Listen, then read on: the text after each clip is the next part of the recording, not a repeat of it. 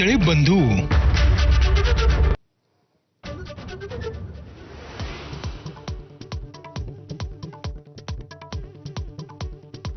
पंतप्रधान मोदी आज मणिपूरच्या दौऱ्यावर. मैतेई आणि कुकी जमातींमध्ये झालेल्या हिंसाचारानंतरचा पहिलाच दौरा. 7,300 कोटी रुपयांच्या विकास प्रकल्पांची मोदींच्या हस्ते पायाभरणी.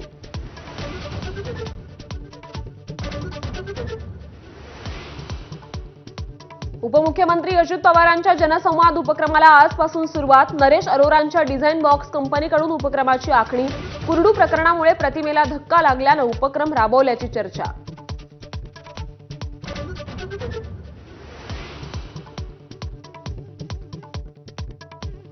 शिंदेंच्या शिवसेनेत विभाग प्रमुखांच्या नियुक्तीवरून नाराजी नाट्य कायम. उपमुख्यमंत्री शिंदेंनी बैठक घेऊनही तोडगा नाहीच. महापालिका निवडणुकांच्या पार्श्वभूमीवर नाराजी न परवडणारी.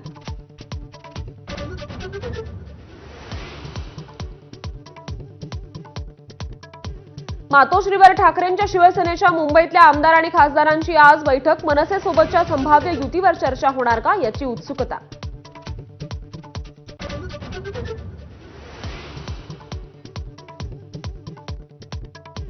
ओबीसी नेते लक्ष्मण हाकेंचं थेट अजित पवारांना आव्हान. वाजत गाजत बारामती पोलीस स्टेशनला जाण्याचा इशारा. बजरंग सोनावणे आमदार सोळंकेंवरही हल्लाबोल.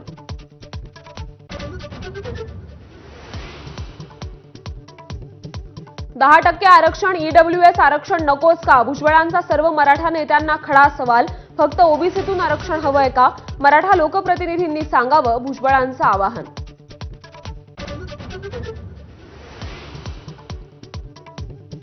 एसीबीसी अंतर्गत मराठा समाजाला दिलेल्या 10% आरक्षणावर आज मुंबई उच्च न्यायालयात सुनावणी. आरक्षणाच्या समर्थनार्थ तसंच विरोधात याचिका दाखल.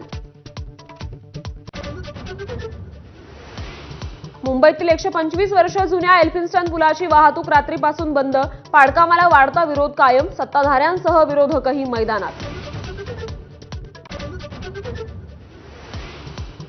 नवी मुंबई विमानतळाचं 30 सप्टेंबरला उद्घाटन होण्याची शक्यता. पंतप्रधान मोदी उपस्थित राहण्याची शक्यता. 15 सप्टेंबरपासून सीआयएसएफ जवान विमानतळावर तैनात असणार.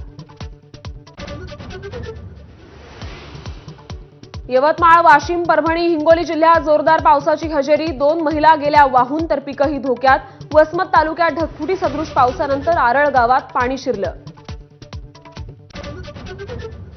अभिनेत्री दिशा पटानीच्या यूपीतील घरावर गोळीबार. प्रेमानंद महाराज आणि अनिरुद्धाचार्य यांच्याविषयी केलेल्या वक्तव्याचा बदला घेतल्याचा दावा.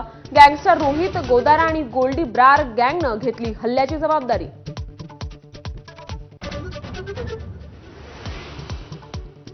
कर्नाटकच्या हासनमध्ये गणेश मिरवणुकीत मोठी दुर्घटना. धावता ट्रक मिरवणुकीत घुसल्यानं 8 जणांचा मृत्यू तर 20हून अधिक गणेश भक्त जखमी. मृतांच्या वारसांना 5-5 लाखांची मदत जाहीर.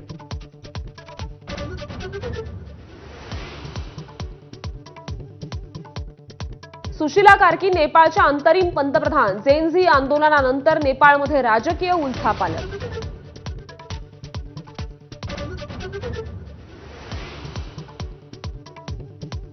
भारतावर 50% कर लावण्याचा निर्णय सोपा नव्हता. डोनाल्ड ट्रम्प यांची कबुली.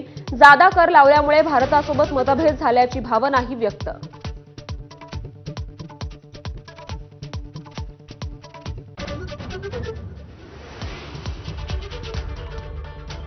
नमस्कार महाराष्ट्र, या बुलेटिनमध्ये आपले स्वागत आहे आणि बुलेटिनच्या सुरुवातीला आता काही महत्त्वाच्या घडामोडींचा वेगवान आढावा.